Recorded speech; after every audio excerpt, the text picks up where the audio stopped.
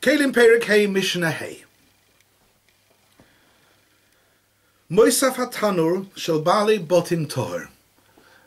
We have a tanur made out of cheres, and similar to the ateres kira which we learned above in Mishnah Gimel, the owner of the oven, as a DIY job, adds a little bit of height to the top of the tanur to make it a little bit higher to keep the heat. That's called a moisaf hatanur. It's not part of the original manufacture, and because it's just added sort of arbitrarily, it's just added as a DIY job by the owner, it's not considered to be part of the tanur, and therefore is toher. It's just not part of the tanur at all. However, the one, a more professional baker, adds to the top of his tanur. That tosefes is tomei. Why? Because a tanur is not only used for baking, can also be used for roasting.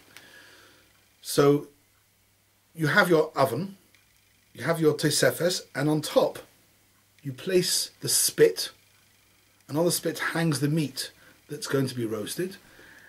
And because this tosefes is actually got a tashmish of the tanur, it falls within the category of yodos, which we darshan from the chol shebetzorcheichem. And therefore, according to the Tanna Kama, this tosefes is only tame b'teres yad. The nafkamina being, it hasn't got its own toich. We had before that a yad of a klicheres hasn't got its own toich. In other words, if you were to hang a sheret in the airspace of the yad, that does not make the tanur the klicheres tame. However, if the klicheres is already tame, because the sheret was hung in its airspace, then if you were to touch the yad, you become tame, just like if you touch the acheraim of any klicheres. That's the view of the Tanna Kama, that this tosefes of the tanur shel nachdoim is tame mishum yad. He goes one stage further and he says, not only is it a yad, it's actually part of the oven itself. Why? Sometimes he needs more space. He's got a lot of bread and he's packed the actual oven itself with bread, and he needs more space to bake more bread. Then he sticks the extra pieces of bread onto the inside walls of the tosefes. So now the tosefes is not just the yad, it's actually used for baking, for the baking function itself. Therefore, it's a proper part of the tanur, and it's not just the shem yad. And if a sheret was nitla in the avir of the tosefes, then the whole tanur becomes tamei. Similar din. Moisaf hayoresh sholkei zeisim tamei. People who boil olives have a big cauldron.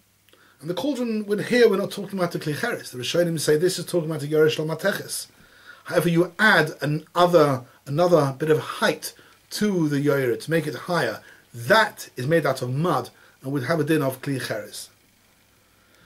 If that's added to the cauldron of a shol zeisim, it's tamei, because you actually expect the water to bubble and froth and rise and enter. You don't want it slopping over the sides. Therefore, actually it forms part of the bishul function of the yorer, and therefore it's considered to be part of the yorer proper.